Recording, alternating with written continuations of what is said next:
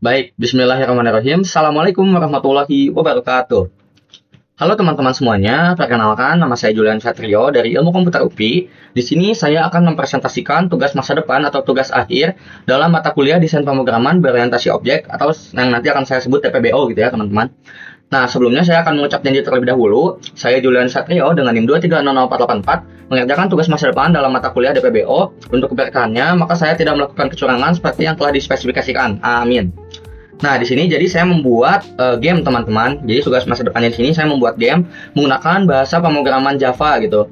Nah, gamenya sendiri saya membuat game menarik-narik sapi gitu menggunakan tali lasso gitu. Jadi nanti akan ada serif yang menarik-narik sapi, yang sapinya harus dimasukkan ke kandang untuk mencetak skor gitu.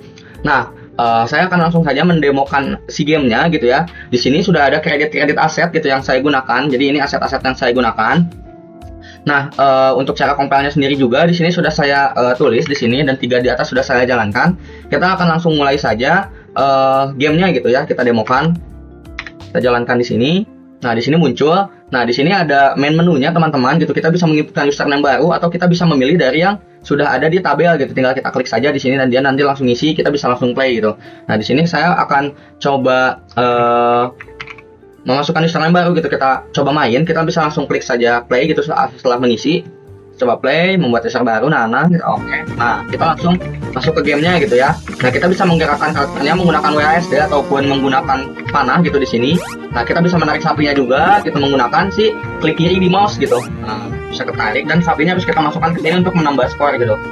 Nah, di sini saya menambahkan juga serigala gitu ya buat sebagai challenge atau tantangan. Jadi serigala ini tuh harus kita hindari teman-teman. Kalau tidak kita akan game over gitu. Nah, serigalanya juga ketika kita mendekati serigalanya, dia akan mendekat ke kita gitu, agak ngejar gitu. Namanya masih bisa kita hindari gitu. Jadi sebagai tantangannya saja gitu. Nah, serigala ini tuh tidak boleh keambil dan juga tidak boleh kita tabrak teman-teman gitu. Nah, ini bisa dilihat gitu, skornya bertambah, kita bisa ambil, kita bisa gerak-gerak gitu. Dan ini tidak akan tembus ya teman-teman kalau misalkan ada sapi yang berderet gitu. Nih, kita coba, ini berderet. Nah, ambilnya yang paling depan terlebih dahulu. Terus di sini saya juga menambahkan fitur pause gitu dengan memencet spasi. Jadi gamenya akan ke pause dan bisa kita resume atau kita bisa kembali ke main menu gitu. Nah, ini kita lihat saja gitu ya. Di sini gamenya berjalan selama 90 detik gitu ya. Jadi kita banyak-banyakan skor selama 90 detik. Nah, tetapi kalau misalkan kita menabrak si serigalanya atau kita coba tarik serigalanya, nah dia akan langsung game over gitu teman-teman. Nah, atau waktunya habis gitu, nanti akan tercatat waktunya gitu. Kita bisa lihat gitu di sini kita sudah mendapatkan high score gitu ya, karena ini user pertama gitu ya. Kalau misalkan nanti si kita memainkan yang sudah ada, kalau misalkan si skornya tidak melebihi dari high score yang pernah dicetak, dia tidak akan diupdate gitu di sini. Jadi ketika user baru ataupun ketika menembus high score baru, karena namanya juga high score table gitu. Nah, itu untuk fitur-fitur yang ada di game saya teman-teman gitu. Nama gamenya Sheriff Showdown gitu, rank all. Nah, di sini saya akan langsung saja masuk ke kodenya gitu ya, atau source code-nya. Kita bisa lihat, kita quit dulu tadi gamenya.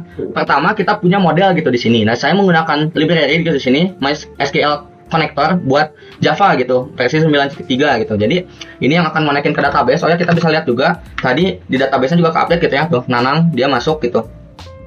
Nah, kita bisa lihat sendiri di sini kita mengenal library ini, terus kita ada model. Model di sini adalah objek-objek ataupun kelas-kelas yang digunakan untuk si gamenya. Ada untuk sapi sendiri gitu, ada posisinya dan lain-lain yang mengatur si sapinya, untuk pergerakan sapinya, sedang ditarik ataupun sedang ditangkap dan lain-lain gitu. Terus ada database sendiri adalah untuk connection ke si database-nya. Bisa dilihat gitu di sini kita mengonekkan si database-nya menggunakan db_game gitu di sini. Terus kita ada lasso untuk talinya, player adalah untuk karakter si serifnya. Terus ada wolf buat si serigalanya tadi gitu, serigala yang tantangan. Terus ada user.java sendiri adalah model yang mempresentasikan tabel dari si database-nya gitu nanti. Jadi ini yang akan kita update gitu si usernya. Terus tadi ada GameModel.java. Nah, GameModel ini adalah semua yang menyimpan logika atau status dari si permainannya gitu. Jadi logik-logik dari si gamenya semua saya simpan di sini. Nah, ini kita menginput semuanya gitu, dan juga ada lagu-lagu yang diputar tadi, ada timer, juga ada perhitungan, mengimport gambar gitu di sini semuanya diatur di sini gitu, bisa kita lihat teman-teman gitu. Nah, model ini sendiri yang nanti logiknya akan diatur di game view model. Jadi nanti si view-nya tidak berinteraksi langsung dengan model tapi menggunakan view model gitu. Nanti kita bisa lihat nanti gitu ya. Di sini ada banyak banget, di sini logiknya paling banyak karena memang paling kompleks gitu. Di sini ada nge-setup si timernya, nge-load sound effect gitu. Saya simpan di sini, memulai gamenya gitu. Nah, nge-reset dan lain-lain gitu, untuk berhenti, untuk nge-pause di sini semua gitu teman-teman. Kita bisa lihat gitu di sini untuk nge-spawn sapinya juga gitu. Nah, selanjutnya kita akan ke view model terlebih dahulu mungkin ya. View model sendiri adalah jembatan untuk menghubungkan antara view dan juga dengan model gitu. Jadi model sendiri tidak akan berinteraksi langsung dengan si view, tapi akan menggunakan view model di sini gitu.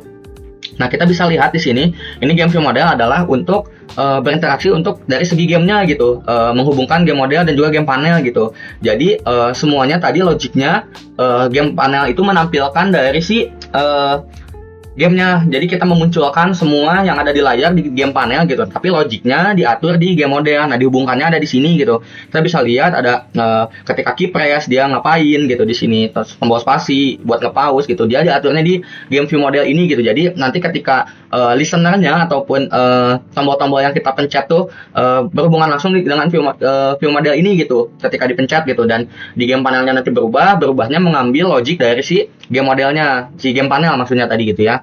Kita bisa lihat gitu untuk bergerak di sini, untuk menangani input dari mouse dan lain-lain disimpan di sini semua gitu. Nah, selanjutnya ada main menu view model gitu. Di sini adalah untuk logika ketika di main menu atau di menu utama tadi teman-teman. Di sini kan tadi bisa diklik di tabelnya gitu untuk jadinya langsung menggunakan user yang sudah ada.